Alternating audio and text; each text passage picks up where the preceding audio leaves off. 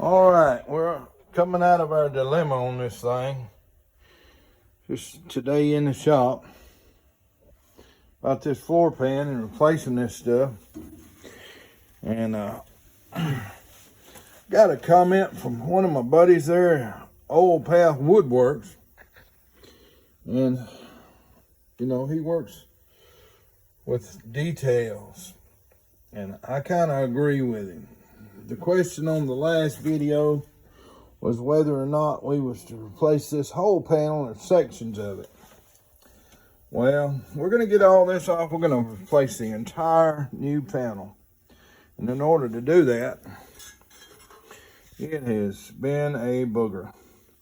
However, you know, grinding and cutting. Cut my plates out. Cut my bracing out, stripping it down to where that new piece will go in here complete. Cutting little squares out here. Then going in with my belt sander and knocking the welds out. I was thinking there was 8 welds across the bottom side of that. Of course, I'll have to get underneath it to do it. But I can very well say there's going to be more than 8. 1, 2, 3, 4, 5, 6. I don't know, maybe 9. The whole time on this side is figuring out a plan. Hopefully the other side will go a little better. I was able to lift it up eventually and put that cutting wheel in there and knock those welds off. Lifted it up with a cold chisel and a hammer. Hopefully the other side will go that way. But as of now, I'm coming through here, cutting it loose. Gonna have to go in here with my belt sander and get it loose so we can put the whole section in. Got a little piece under here. Not quite so sure about. A little tab. I know I'll be able to weld this. I don't know if I'll be able to get to that, so I might just level it up and see how much of a weld I can get in right here from the underneath side to dress it in. All this is coming out. I got 2 welds right here I'm gonna have to cut out. But I know I do have a new piece to go in, so coming up with a plan a lot of times is the deal. And this is the way this fight has went so far. Got a new piece, so I know I can take this piece out in sections if I have to. And I can get to the bottom side of that hole and zip it right back up. So I'm going to continue to clean on down through here.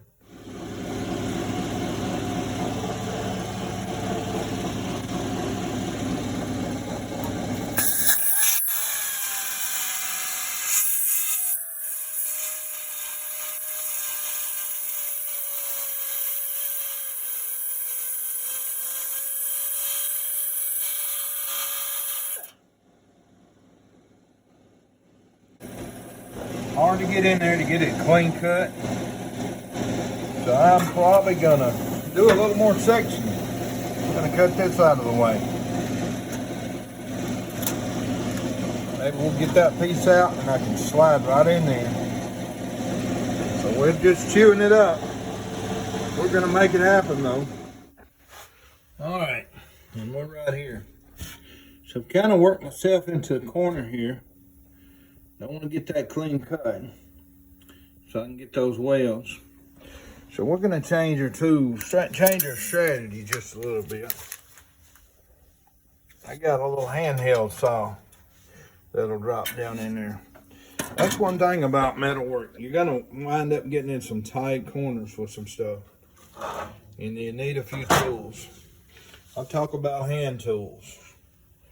I'm gonna have to do a video on the hand tools it takes to get in these holes and get in these places to clean this stuff back. If it wasn't for the tools, this would be a project Well, it's already tough, but it could be a nightmare without the correct tools.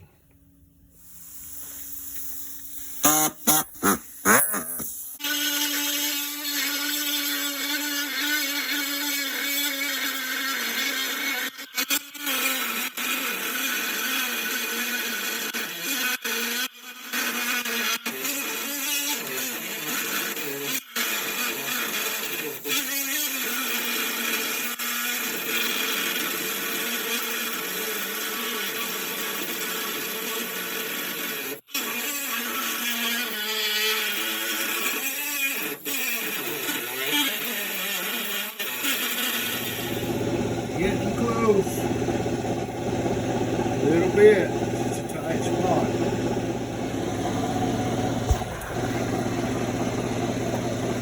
Alright, got past that. I think we've got a couple of whales running here.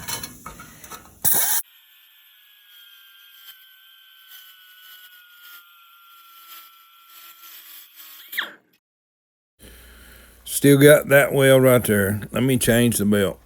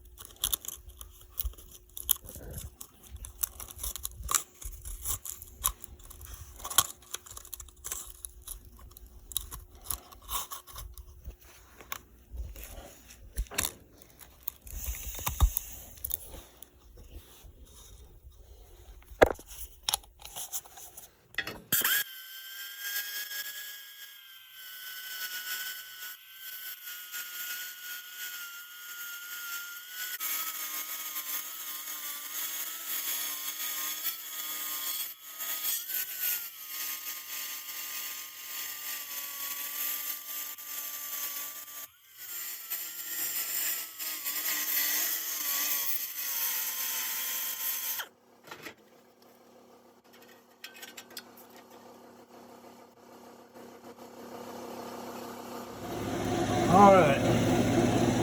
Got them run back, the welds run back on it.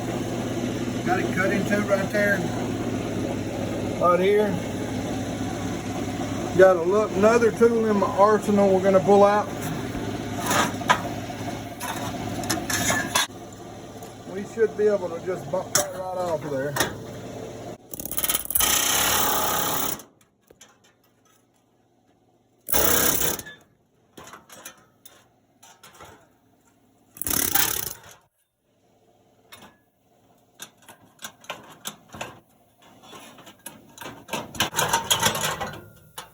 All right. Now, isn't that something? Well, like a little boy digging a hole. This hole's getting deep. Now I've got to get in there with my file and try to make some very clean runbacks right here to get those 3 welds out, maybe more, but at least to get these 3 out. Maybe go into here. This piece right here actually has a pitch to it, so that weld may not have nothing to do with it. It pitches down like that, this piece. So I'm gonna take it loose and see what we come up with. Can't quite see the welds there yet. Can see 1 or 2 here, so let me go in and get those first.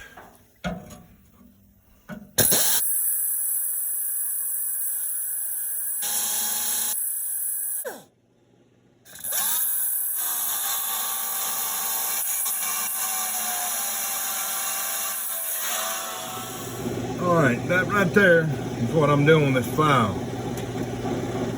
You can see the indentions in the 3 welds for this bracket. Now this is the end of this. I didn't actually cut this. This is the piece that goes in there that we have to disconnect because the floor pan has this piece on it. I'm going to slide it in. It angles across right here and comes down. Alright, There may be another weld in here. I'm going to take my air chisel and bump it around and see. But this is what we grinded on those welds. It's hard to see. I do run my air chisel through there. It'll make a pressure indentation on it, and I'll find out where it is. And we'll pull that back. And what we've got here, we pulled this bracing out.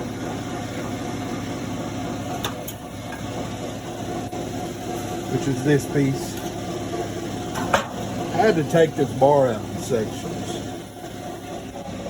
And our new piece goes together just like that. It's got all that new. So, yeah. Just a little kid digging a hole right now. But we're gonna make it right. We're putting a floor pan in this 1970 K5 Blazer. We're gonna make this happen. This is the beginning of this project. But as you see, we've had to add braces to stiffen it up. Got braces on the other side to hold it so we don't lose anything. Mainly the spacing. But when we put the floor pan in, we're gonna put it in, it's gonna be just like a new piece. It's gonna go in there just like the factory put it in. Welded it in these slots from underneath. That's what we're gonna do. We're gonna weld it in those slots. We're gonna tie it in the front, that brace in. We're gonna tie it in the back. This has to be replaced. We got brand new ones up there. That's what we're doing in the shop today. We're gonna pull this out. I'm gonna hit that with a hammer and see if that piece falls out. Well, I say I'm gonna hit that with the hammer. I'm gonna hit that with a hammer and see if that falls out, but not always. That's a hammer. It's like the Crocodile Dundee. The guy pulls out the knife and he Crocodile Dundee said, "That's not a knife. That's not a hammer. This is a hammer." All right.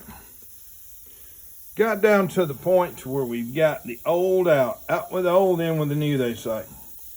But let me show you what it took to get here. I got my cutting wheel, not advertising the company. And I got my good old trusty hammer, my cutting wheel, my air saw. Nice little air saw. Cuts a gap. It's good for cutting button because the blades are so thin to where it's not much to fill in when you weld it. You put that pitch on the 45, push that plate down, and you just about don't have a gap. All right, that's one of the tools that we use to get to this point. Also, some people call this a zip gun. It's a little dirty because it's been working. It's an air chisel. It's pretty hard. To give you an understanding of it, it's a hammer. It's a repetitive hammer that don't work you to death. You can put chisels on it. So you know, a lot of people work with a hammer and a chisel. You got to hold the chisel and hit the hammer. Well, this is an air gun, and I would say invest in a good air gun. You can get a cheap one; it'll do the job. But I like a good air gun. Snap-on makes a good air gun.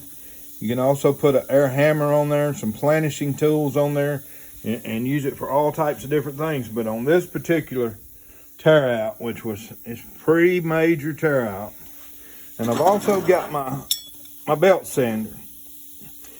Comes in all varieties. This one is just an old antique belt sander. I like the old stuff. It has several different ends on this one. It's a machinist tool. This one was actually used to do automotive heads because it has a controlled depth on the end of it. So when I lay it down in there and cut that weld out, it's going to stop when it gets through that panel if you have the right end on it. But here we go. Grinder, zip saw, zip gun, air chisel that is, air hammer. Okay, and the belt sander. This is what it's took to get to this point. Now, as usual, we've done a lot of cutting and a lot of grinding, and we got a lot of grinding and prepping to do. Thank you for watching this video. Like and subscribe.